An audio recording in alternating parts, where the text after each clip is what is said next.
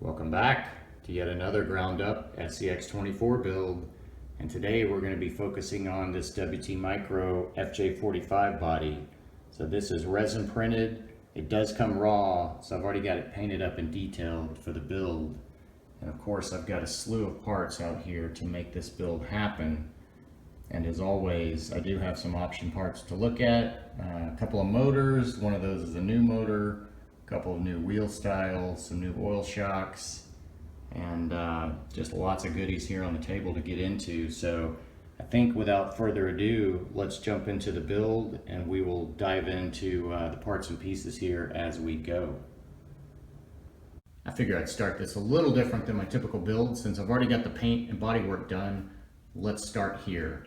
So as I mentioned before, these come raw resin printed. So I've got a couple of the other body styles that WTMicro offers just to kind of show you what you get straight out of the box. And it is super smooth, really nice, crisp detail. And really, I didn't do any prep on this at all, but basically wash it, dry it, and prime it.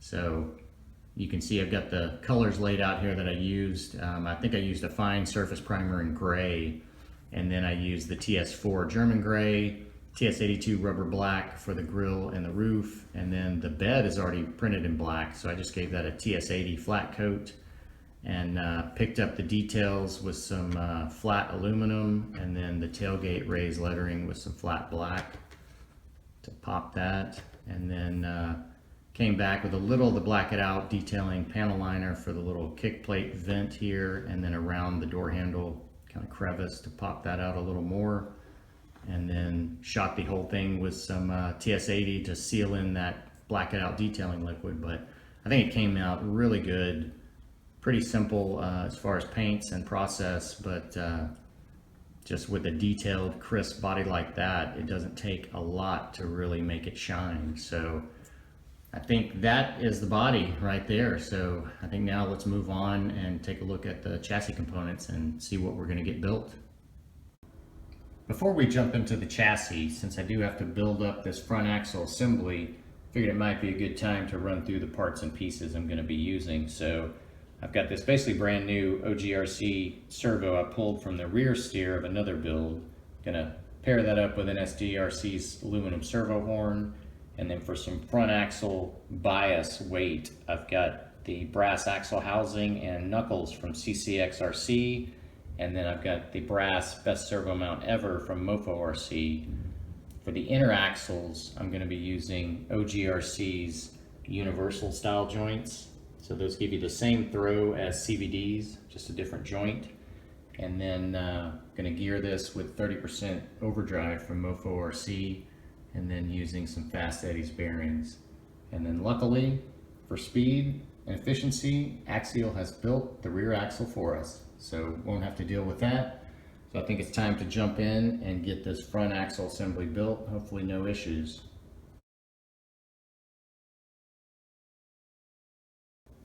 Well, ran into my first little hiccup here with this Baby Hippo axle, and if you look on this passenger side to the knuckle spacing to the axle here, when I've got it turned, it's pretty tight there, and as it's turned, it's also very smooth. There's no binding, so that's that extra throw you get from the XVDs. But when I try to turn this driver's side in that same direction, it really binds. Like I really have to put pressure on it to get it to turn there. Like that's kind of the natural stopping point. And there's no binding kind of at that natural point, but when I turn it to get it kind of equal, I'm really forcing it, and it does want to bind there. It's pretty tight here. So there's something going on. So I've pulled this kind of apart and done a little troubleshooting on it. I swapped the inner axles side to side. That did not make a difference. I really started looking at the knuckle. The knuckle seemed to rotate okay without an inner axle in there. Once I put the inner axle in there and put the screws in, the knuckle started to have this issue, so there was something kind of binding it. So I took everything off and I ran these 12mm screws, like, you know, one through the bottom all the way through to see, you know, if it aligned with the hole on the other side. So that was the issue. And I also ran one from the other end, so I kind of had two sticking out, so I had a really long length to look at. So I could look at it in this axis, I could look at it in this axis and see if they were aligned. This side was perfect, this side was a little bit off. So I think that's the deal. So I took out one screw from the top and had the knuckle on there with just a screw in the bottom, and it could rotate with the inner axle in, but you could see on the top it didn't want to rotate around the screw hole. It kind of, the whole knuckle kind of moved. So I think that's the issue that's causing the binding. These C-arms over here are tapped a little bit off, so there's just some misalignment there. So anyways, I think that, you know, I'm 99% sure that's the issue. So luckily I've got another baby hippo sitting around for another build, so I'm going to swap out this brass housing and see if that takes care of it. If not, we'll do some further troubleshooting, but hopefully that's the issue. And if it is, hopefully I can get a replacement from Tony pretty easily, but we'll see in a minute. Oh my. So I've got this second baby hippo built up, and wow, look at that misalignment there. That's way worse than the first one, and it's on both sides. So it looks like this top side screw is correct out of all of them. Well, no, because it's pointed to downward. It should be at an angle in this axis, but look at that angle in this axis. This one's pointed backwards, and these two are leaned. That is just so strange. So third brass axle, this is a Mofo housing right here. So this is a new, it's what's currently on his site right now. So you can see we're good in that axis, we're good in that axis. So that's how it should be.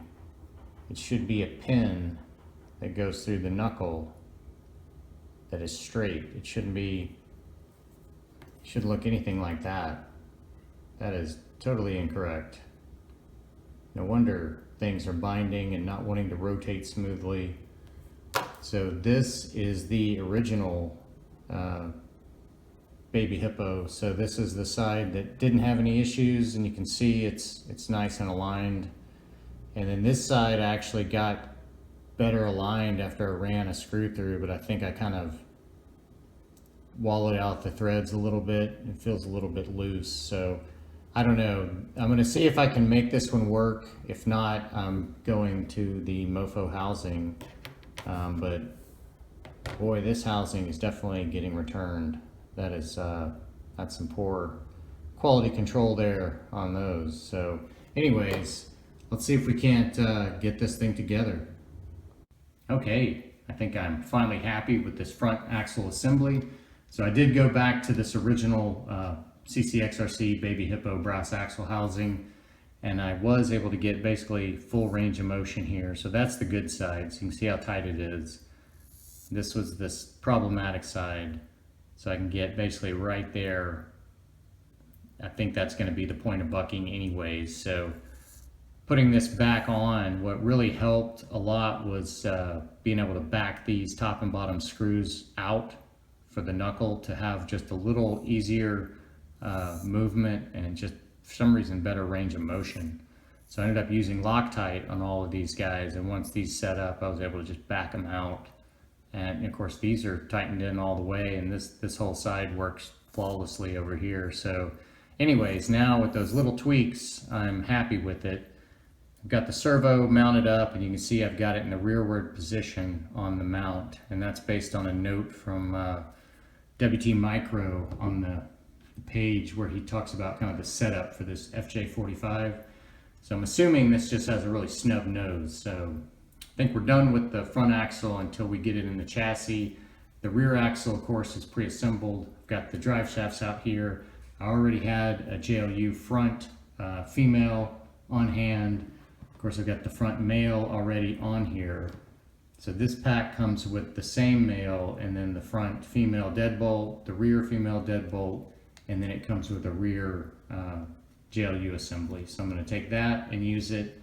And then the other thing I haven't mentioned are the links. And of course I've got the steering link on here. That's Nsdrc as well. These are the nice weighty stainless with the ball ends with no O-rings, and they have the threaded on rod ends. So these are nice because you can unthread these and add a little length, kind of fine tune if you need to. But anyways, I'm going to get these links assembled, and then I think we're going to jump into looking at the chassis and shocks and maybe get something kind of put together here.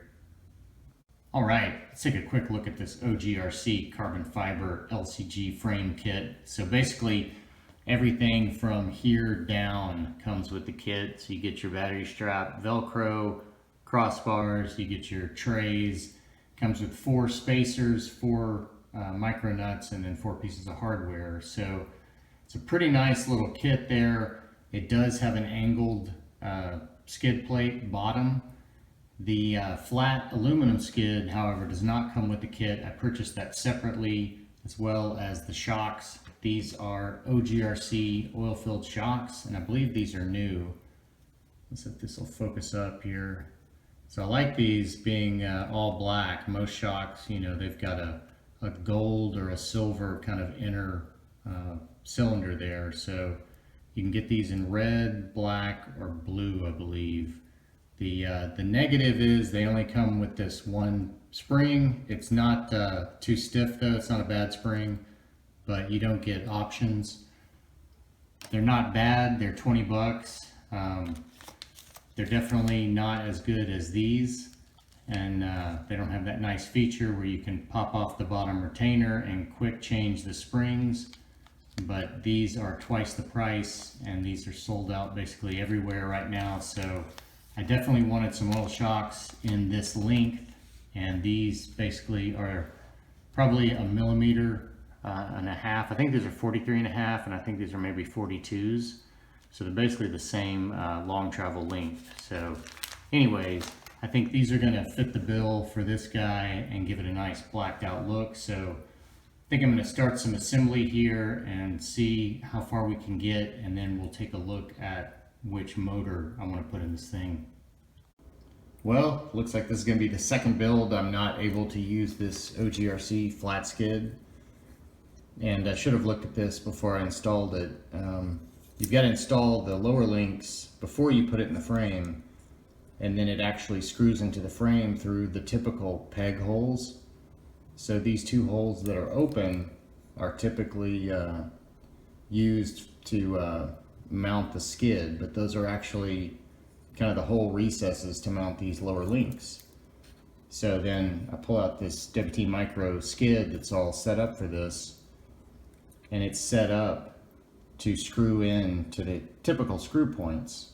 So those are the void holes basically that have the lower links mounted in those. So those are just a recess. So there's nothing to screw in there to mount these 2. So that's one thing, and then you can see the 2 screw head recesses here. So it really does not allow for you to select any of these link riser positions. It really only allows for the typical stock position, but that's something that I can just, you know, wallow out a little bit of plastic if I want to use one of these different link riser positions. So that's not a big deal, but to mount these, I do need to actually be able to screw through and actually bite into the skid plate. And with this skid, there's nothing to bite into. So gonna have to remove this and save it again for another build. So luckily I've got kind of a donor stock deadbolt here, and I've got a plastic transmission tray. So I'm gonna pull that skid off, swap it over, and we're gonna keep on moving. All right, little progress here on the assembly. So you can see I've got everything mocked up, and shocks are on. I've got full clearances, no binding, side to side, up and down. You can see the servo is getting right to that cross member there. So I'm pretty happy with the overall geometry of everything. One thing I had to do was, in mounting these shocks, I ended up using their included brass spacers at the axles. and I ended up using my own aluminum spacers that are a little bit wider at the top with 12mm hardware. So that just kicks these off of kind of this length of frame that they run along, and that keeps those from binding. If you don't do that, because these are a little bit larger diameter than stock shocks, you can see this length right here. That's basically the whole shock could rub against the frame and kind of bind.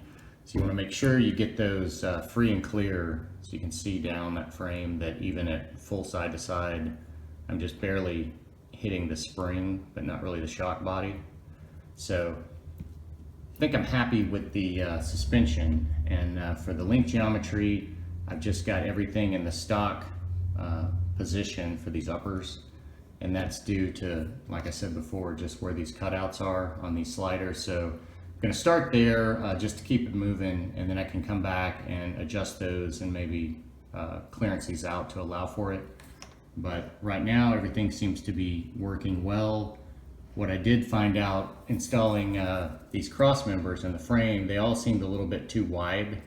So with these little guys that are in there, I was able to just take a flush cutter and clip off a little of these inset corners, and they fit perfect. This one's a little more difficult because, you know, this whole edge has to be you know, clipped down or sanded down or whatever, so it's a little bit tougher than just a flush cutter. So I haven't used this one yet, but I honestly haven't found a good spot for it. It doesn't want to fit in this position. It hits the transmission. In this position here, it ends up hitting the drive line and the skid. You could maybe flip it backwards, but I'd probably want to remove that crossbar and just back these up with nuts. So right now I'm not using it. If I put it back here in this slot, again, there's not a lot of head clearance when you get the bed in there. So I think for now I'm going to leave it out and just kind of move forward, and may have to readjust later, but just getting this transmission set in there kind of is pushing me towards a direction on the motor. So I think that's the next thing we're going to do, is get out the motor options, take a look at those, and then get one installed. Okay, let's talk motors. But before we do, I wanted to point out one thing I forgot to mention. You're going to need to reserve one of these aluminum crossbars for the actual hinge for the body. So don't install all three of them in your frame setup. You're going to need one for this. So that being said, let's get on to motor selection. So you can see here I've got two different motors, and I've got two different mounting styles. So I've got the Nano Beast 2.0 from Mofo RC that, as of today that I checked, it's no longer on the site available. So he may be moving only to these new motors, which are the Nano Bam motor. So it's the same diameter, a little bit longer, a little bit heavier, but not too much heavier. It actually uses the same forward-facing aluminum mount. And then this is the new aluminum transfer gear mount that uses the nylon transfer pinion.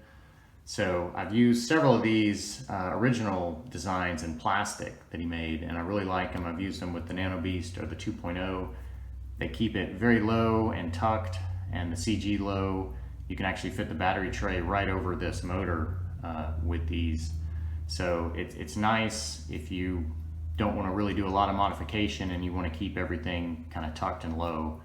But I think just the way that this is shaking out as far as the cross members and where I'm going to end up mounting, it looks like I'm going to end up using the sliders kind of come around the back in a horseshoe. So that's leading me towards putting the motor facing forward to utilize this kind of dead zone here of space. And also I won't have that brushless motor back here spinning if I've got everything mounted around here. So I think that's taken this guy off the table, and so now it's just really between these two. And so originally this build was going to have this motor in it, but of course now that these have come out since the planning stages, I think we're going to switch over and use this Nano Bam. This is a 3200 kV, so I forget what these are, maybe 2800, don't quote me on that. But it looks like we're going to have enough length here to the front to be able to make that work, no problems. If there is an issue, we can always go back to the shorter can. But I think for now, let's get that Nano Bam installed.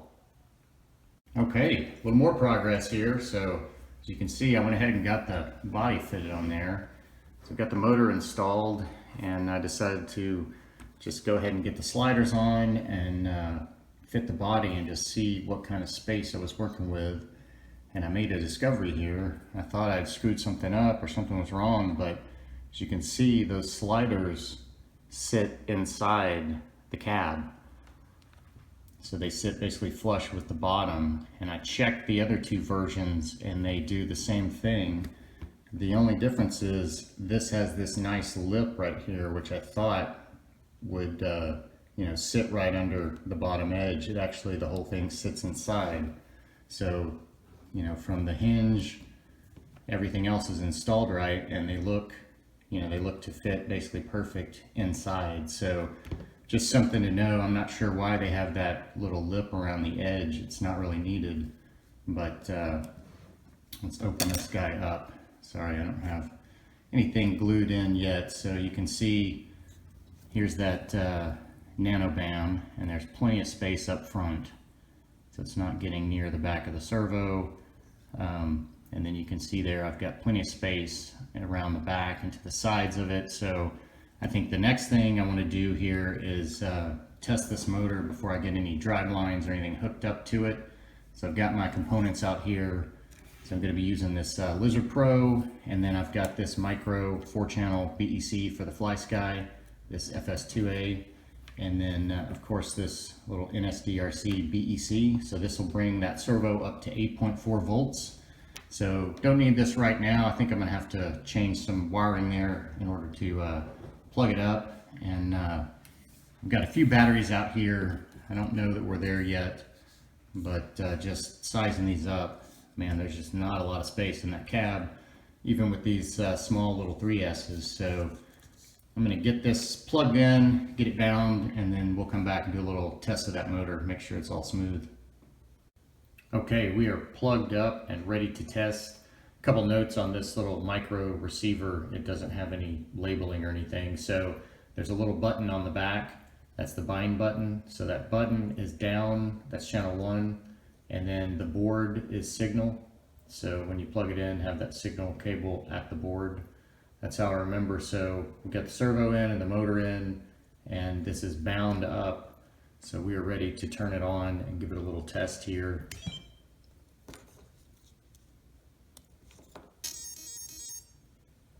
Let's get this guy flipped around and get a little better view of the motor here.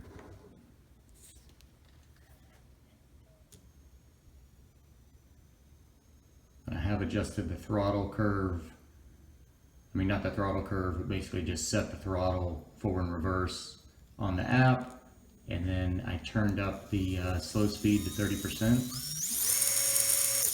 And that is it. But I mean, there's no, I can't even tell where the 30% slow ends. I mean, there's no transition jump.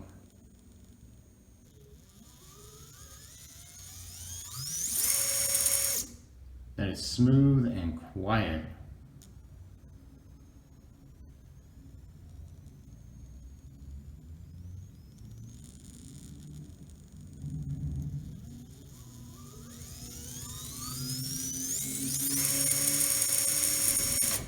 Alright, so looks like we're meshed up good. We are tested. Everything's functioning. So the servo I have not set up. It was previously adjusted, but it was on rear steer, so I'm not going to turn this thing too much. It doesn't look like it's centered, so I'm going to have to reset that, get that set up. But I think motor-wise and testing-wise, we are good to go with all these electronics. Okay, I've got the front drive line hooked up and I've got the steering adjusted. So this right side is the driver's side. That was the problematic side. The left side was the good side.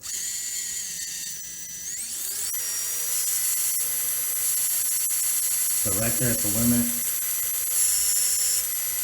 you can hear that little binding at the limit.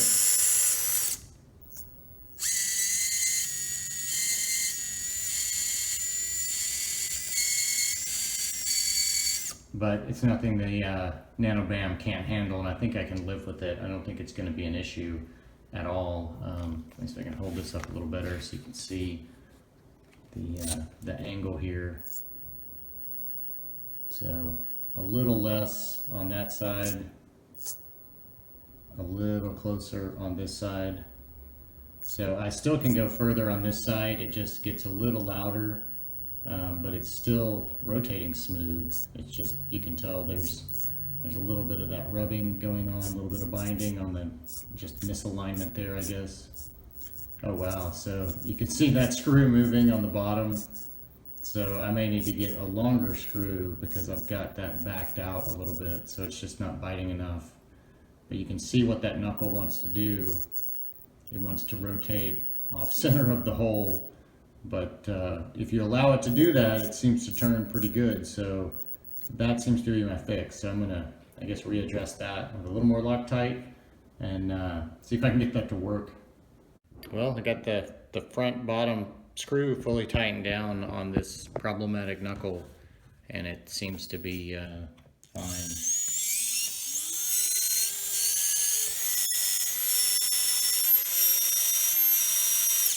So I feel like we're at the max there on both sides. The top screw is still backed out just a hair on that, so maybe that's allowing enough movement to not really be too much of an issue, or it's just that servo. It's not a problem for it, but don't want that bottom knuckle screw to fall out, that's for sure. Okay, well, I had to take a break from trying to brainstorm and fit these electronics. It just seems like an impossible task. There's just no space in this once you get that cab on there. So anyways, I started looking at the chassis again, and you know, I really wanted this to sit a little lower, and it only comes with the 1 springs. So as you can see here, I took my snippers and took a little bit of length off of all the springs here, just so they wouldn't fully kind of rebound. So it'll sit kind of midway, which is already dropping the front. The rear doesn't have a lot of weight, but I think it's not rebounding fully. So hopefully that will kind of lower it and give it a lower stance overall. If I can take some more off, and I can always adjust the collars if I want to, tighten it back up and raise it again. So anyways, there's a little tweak there. And in doing that, I was looking at these front shocks and their lower mounts. You can see here on the axle, there's kind of a cradle shape there. And so before I had those spacers on the bottom pushing them out, and it kept popping this shock head over the O-ring, and basically was sitting at this angle anyways because of that outer cradle was hitting the bottom. So I just took the spacers off, and that seemed to kind of alleviate that issue. And then the last thing is, before I thought I had full action, I knew I was getting a little stop here, and I thought it was just the servo hitting the tray, but in really looking at it, it's not. There's still a gap there, and I can get down all the way over here. I can't all the way here, and it was driving me nuts. I was going round and around. I was looking all behind here, underneath at the links, and it was staring at me the whole time.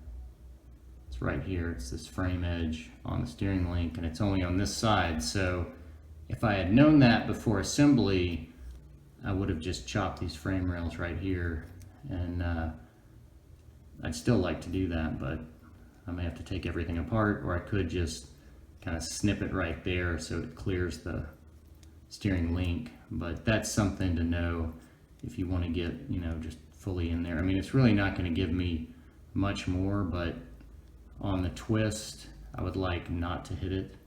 I feel like I could get all the way. So I'll probably do something to fix that. So anyways, little bit of progress here, nothing on the electronics. Back with a little update here, and I've decided to go ahead and get the body hinge mounted on there, get the magnet glued in. Figured that may help me with the eventual electronics install. And another thing that I did, as you can see, is I went ahead and pulled these frame rails and chopped the front off completely. So I think those look pretty good. Just used a Dremel cutoff wheel and then rounded those off nicely with the sanding drum. Got a nice snub nose frame now, competition style, no bumper mount, no clearance issues, get all the way down. So that's the max. So you can see there's just a hair left. So I'm hitting the servo, but and get all the way down on side to side on both sides. So that's what I wanted. Not hitting this link anymore. One other tweak I made was I went ahead and took one more coil off of these front springs, and I may end up taking another one. You can see the rear still sits lower. That's due to these shocks being angled a lot more extreme than the front. So these front just provide a little more support.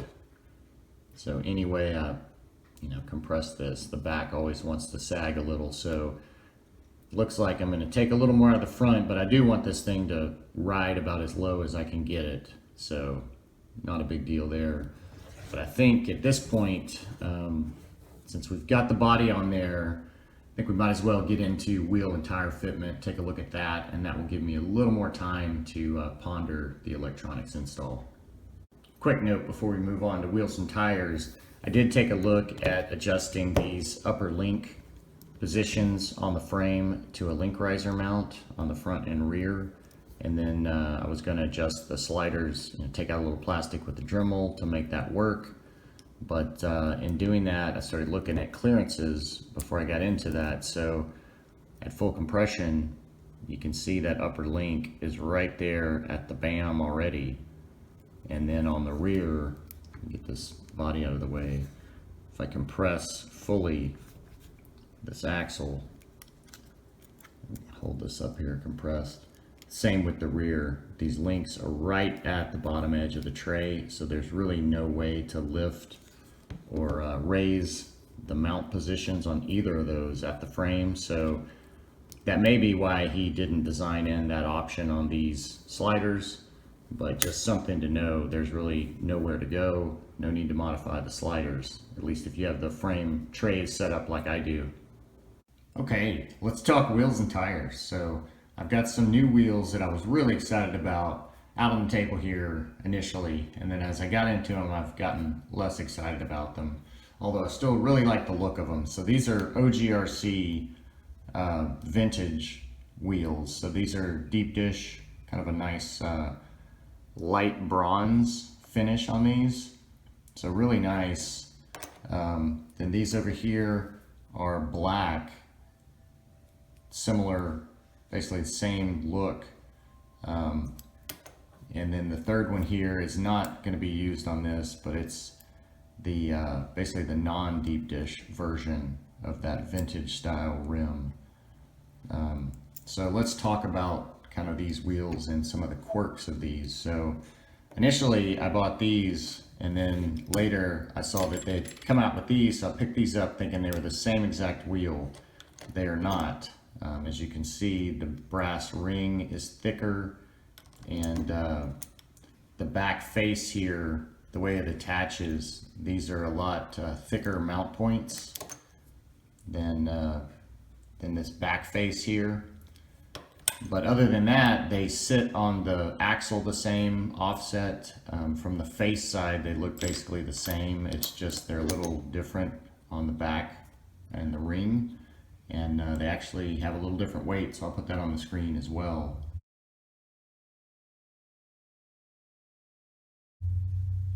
But the big quirk that I really don't like is the hardware. So I like that it's flush mount on the back, it's inset, but they give you these little Phillips head screws.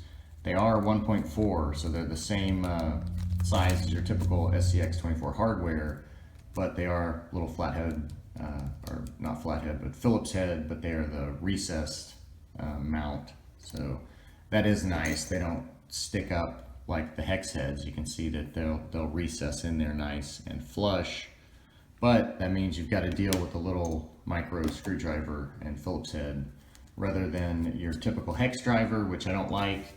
And then these, maybe this is why those are different. These come with similar Phillips heads, except they're only like 3 millimeter long. They're super short. So what I found was trying to mount a tire that just dropped right in, perfect fitment. I couldn't even get these to catch. So I ran in longer hardware to snug it down, still couldn't get these to catch. So leads me to believe I'm not going to be using these little tiny guys on those. These seem to work fine lengthwise. They just got kind of tight at the last few turns, so I would run these all into the rim slowly, back them out before you actually try to install that on the wheel. But other than that, they look great. These guys, the reason I have these out, I'm not using them. I had these in mind for a different kind of vintage build, but I actually put these on the axle just to see what the offset is, and these are not going to work, I don't think, for anything. So you get these fully seated and engaged on the hex, and the stub doesn't even stick out. So there's so much depth built into this hub. It is so deep. You can see how deep it is. It just swallows up the whole axle. So unless you had one of those plus 5 or 6 axles that actually moves the pinhole inwards and extends the whole length of the axle for one of the outboard kind of fat weights, you could run these on those axles, but otherwise without a different hub.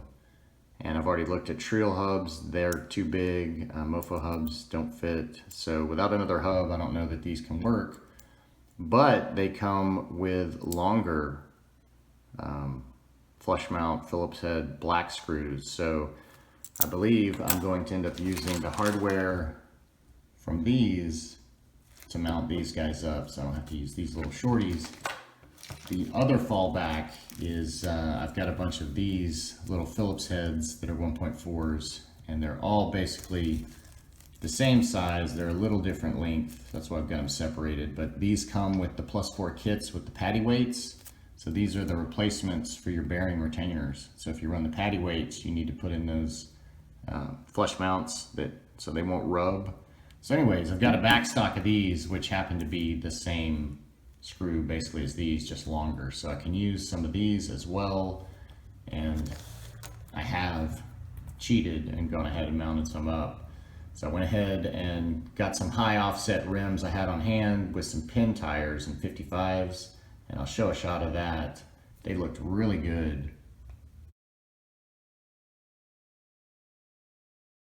And somehow with them mounted up with no electronics or battery, it happened to be 60/40, so that was just crazy. So anyways, with those mounted up, I could check my clearances, and these are, I think this is a 55.9 and 55.5, so it looked like I was going to be able to run a tire ranging from maybe 55 to 57 on this thing with these offsets that these rims have. So these are what I picked out. I've got the Boom Racing Max grapplers, and then I've got RC 4-wheel drives Baja Pro X's here. So I think a nice scale, super soft, and then a more meaty, aggressive look as well, and nice and soft. And both of these wheels are vented, of course, so nice action there. Stock foams and stock foams in both of these right now. So I think with all this said, now that we've taken a close look at these wheels and their quirks, I'm going to go ahead and get the other 3 of each of these sets mounted up, and then we'll see what they look like on the truck. A few more quick notes on these wheels here. So you can see, got the black set mounted up, and the rear doesn't have the hub screws installed, and that's because even with the RC 4-wheel drive tool here that has these super thin walls, the spacing in there from the wheel nut out to the hardware around the hub is super tight, and that tool right there just barely fit. It rubbed the hardware. So if you don't have something that fits, you can always install the nut and the wheel and then come back and put in the faux hub hardware. It's only like 2 millimeters, so super shallow, so you can do that after the fact if you're having an issue installing it. The second thing was venting. So that first one I'd mounted up just vented fine. The next 3 didn't vent at all. So I got to looking at the wheel, and then I was looking at the bronze ones, and there's a little difference here. So both rings are vented. The black ones actually have a hole in this piece. It's deeper, so there's a hole there. And the black ones don't have these slots to allow for venting on the main barrel. So once you get the bead installed and everything tightened down, the tire bead actually covers the hole on these black ones. So the solution I found was just loosening the wheel hardware just like a quarter turn all the way around, and that seemed to do it. And now I've got nice venting action all the way around. And then the last thing, as you can see here, I've only got 4 of these little 3mm left over, so I was able to use all of those on the back side of the wheels. The way I did it was I installed 2 of these longer ones here, tighten those all the way down, then I could put in 4 of these, tighten those all the way down, take those 2 out and replace them. So I got in the little tiny 3mm wheel hardware, but I think it would be next to impossible to install that without having something longer to first kind of seat the wheel totally. So anyways, the black ones are on, they're looking really good, and we'll come back and look at clearances and a little more detail. But for now, I think I'm going to jump in and get these bronze mounted up, and then we'll have our full 2 sets here. All right, got this second set mounted up, these bronze, and they look good. Wow. So I'm looking here at the flex, and basically these are the same height here, so it really doesn't matter, same offset. So this is about maxed out here, 3 of these tires, and it does kind of get into the bed here. It's not so much the tire height, I think it's more of the width of the tire or the overall offset.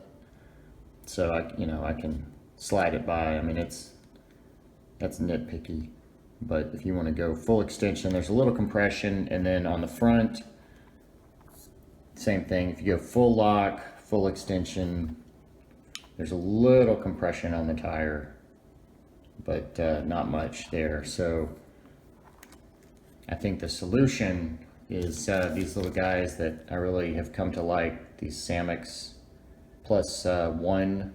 They're 4mm overall, but they're plus 1s, I guess. Stock are 3. So these are great to just add a little tuning width. So I've used those to push the wheels out just a little bit to clear portals. I've used them when the wheel nut tightened down doesn't actually tighten down to the wheel, like the axle sticks out a little too far, so then use it as a shim to push that wheel out again so it touches the wheel nut. And in this case, I think just using them in the back is where I want them. Maybe push them out and help clear the bed at full compression. And then the front, I really don't want more width, because pushing the wheels out more is just going to get into the fender more.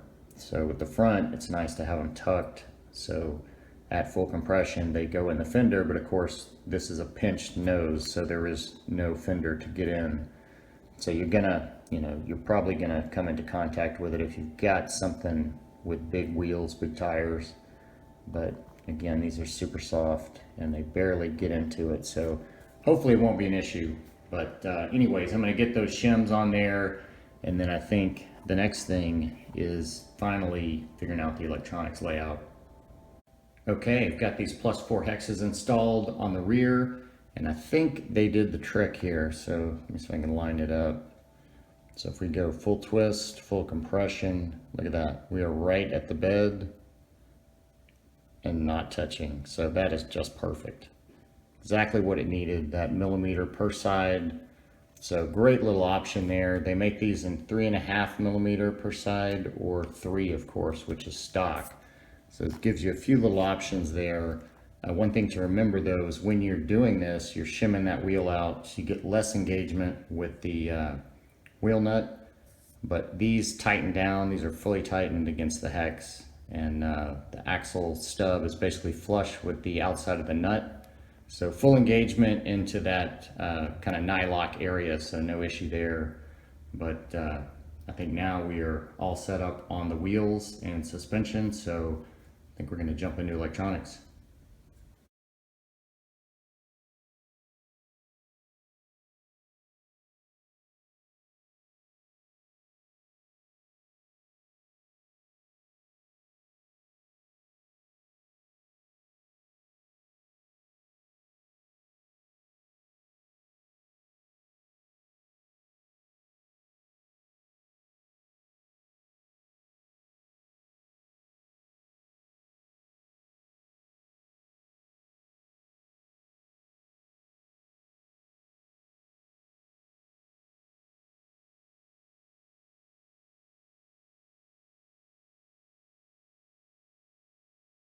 Well, as you saw, I got the electronics installed, everything found a home. It's all nice and tucked and routed. Everything sits just within the slider footprints. I've even got a little room to spare back here. And once I got everything situated, you know, installed, in place, plugged up, ready to test, had a little snafu here. And I soon realized I plugged in my receiver in reverse. So once I sorted that, everything worked just fine. So you can see I've got the servo, that's channel 1 at the top, which is the bind button. I initially had the servo plugged in along the bottom. It's just the way I ended up flipping this on the mount. So, you know, something to be aware of, that bind button is channel 1. So now everything is in there right, and you saw also I took care of a little more clearancing here on that little tray under here.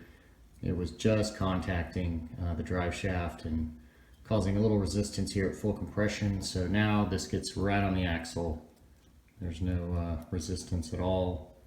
So everything is super tucked, and that's plugged in. It lays down there.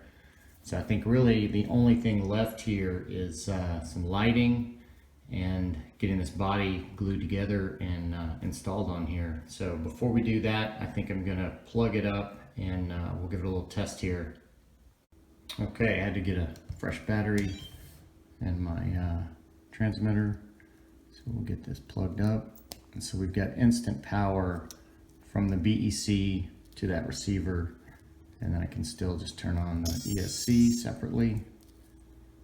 I don't have any resistance on that battery because I don't have the cab on. But what I want is everything to kind of tuck down like that. But I think this door is going to hold, you know, the cab will kind of hold that battery taut against all of this, keeping that down, but it should ride somewhat like that.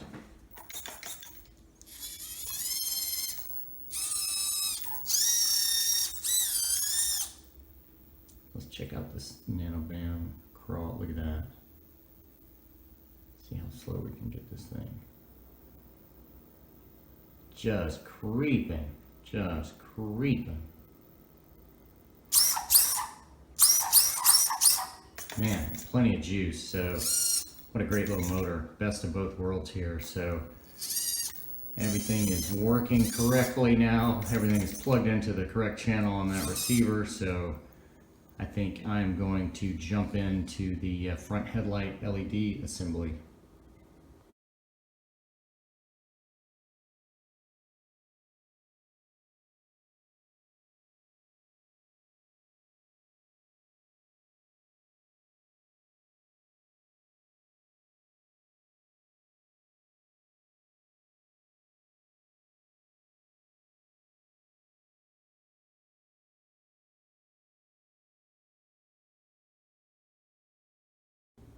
Headlights are installed, so that went pretty easily. I really like working with these very thin wires that the Evan Design LEDs have. I knew I didn't have a lot of room here, and I didn't want to bring them together because of that central magnet. Didn't want to come over the top or under that brace because of the rotating motor, so I knew I wanted to keep them kind of flush to the sides. So basically brought them down and then brought them together here at the rear. Took them right under through this bundle and to the receiver there, so they're nice and tucked. Gives me enough slack for the hinge. They look really nice. We'll get a battery in here in a second and I'll show you that warm white. I did get the lenses glued in. When you get the lenses in there, the LEDs don't fully seat, so I'll show a picture of that.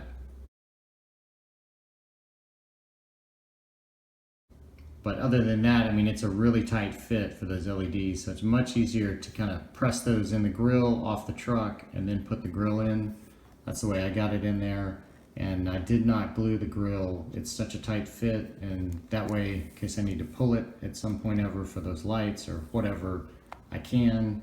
I am going to glue these guys here in a second, but like I say, I think get that battery in and show you what the lighting looks like. But man, it was definitely helpful to leave the roof and the bed off until the last to really get a sense of the layout and making sure everything had clearances and was tucked. But came together a lot easier than I imagined it would. It seems like every build, it never looks like it's going to fit, but somehow it all gets shoehorned in there. Alright, quick shot of these warm white headlights. I think those look really nice, very era appropriate. And you can see this battery is just pinched right in there. All the cords are laying there perfectly. So it is a challenge with not having the roof. It's not too bad, but having the roof on there, it's going to definitely be a challenge to get the body closed. I guess maybe this rubber band, but it gets down about here. Just kind of gotta. It'll do it, but maybe I can come through the back window. I don't know. It's just, you can just push the battery over it. It drops right down, but with the roof glued on, it's going to be a little more challenging, so I'm going to have to figure out a good method. But that's the price you pay to mount up a sweet little FJ45 body. Well, I got the roof and the bed glued in, and of course I did a little more tweaking. So as you can see, I've got 2 more coils cut out. So 1 on each side of the front, and that seems to have leveled it pretty good with the rear there. The other little bit of tweaking was the tires. As you can see, I've got these RC 4-wheel drive Super Swamper TSL Narrows on here, and that is due to these guys providing a little bit of clearance problems.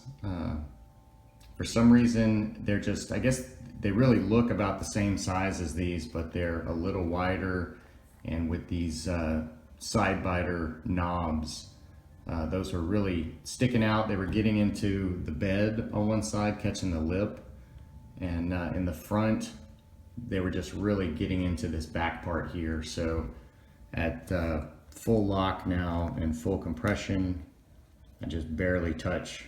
And then of course I have no problem here getting by the bed. So because these are just I guess just a smoother all around pattern, they don't have the big side biters, and they're just a little bit narrower.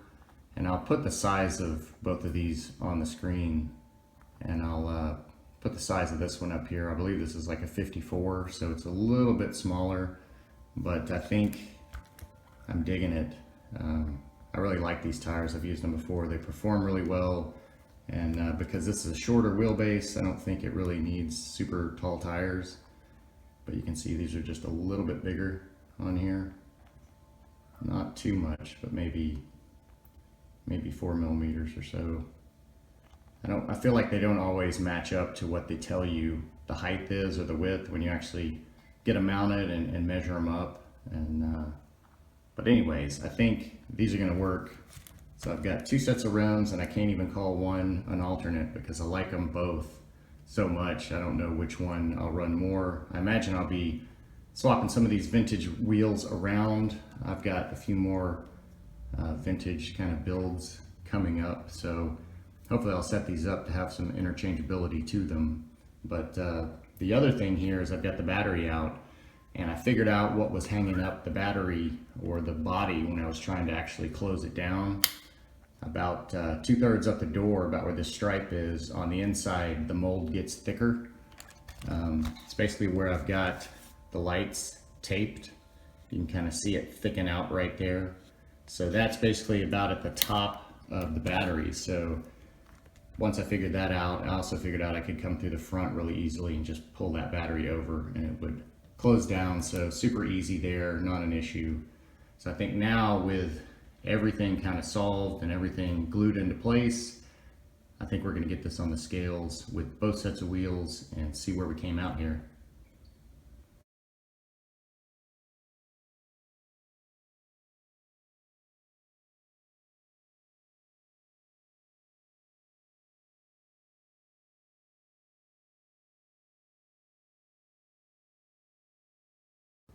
Well, all right, I think those were some pretty good stats. So 452 for the lighter version and 492 for the heavier version. and both of those right at 60/40, a hair off of 60/40. So pretty good right out of the gate on the build. So I think that's going to perform pretty well. So I'm happy with that, and I think this thing just looks freaking stellar. Either rim, wheel, tire combo, just either way, it looks great. I don't think you could make this thing look bad. Well, I think you could put a few sets of rims on here that would make it look bad, but pretty much this thing is, it's just a looker right here. I mean, it doesn't get any better than that. So I figured out why it was always sagging a little more to the rear. Is just because the rear can get more travel, just more down travel the way it's mounted. So that's maxing the front shocks, that's maxing the rear. So it's always able to get a little bit lower, but now at least it looks like it's riding level. So I am super happy with this, and just cannot be happier with this WTMicro resin printed body. If you haven't checked out any of his products, the wheels or these new bodies, check them out for sure. Just really scale, really detailed stuff. Man, I cannot wait to get this out and drive it. I'm loving the little snub nose chop on the frame. I think that worked out just super well, giving it all kinds of clearance there. And I feel like I should get it plugged in, maybe turn these lights on, at least maybe run it around the table here. And let's see about this battery. So hold it in, and then I just grab it there, boom. Super easy. Look at that CVD angle right there. Really nice steering. Some nice bright LEDs. And most importantly, the slow crawl. Or maybe the creep crawl. Just incredible.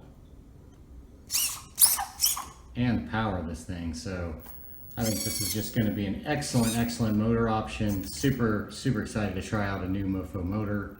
So as always, I appreciate you coming along on the build. I definitely hope you learned something. I know I did this time. New kind of platform here for me, at least for the chassis and the body here, but a lot of fun on this one. Really excited about it. Got some more vintage ones coming up, some more WTMicro builds, so definitely stay tuned for those. But I think until next time, thanks for watching.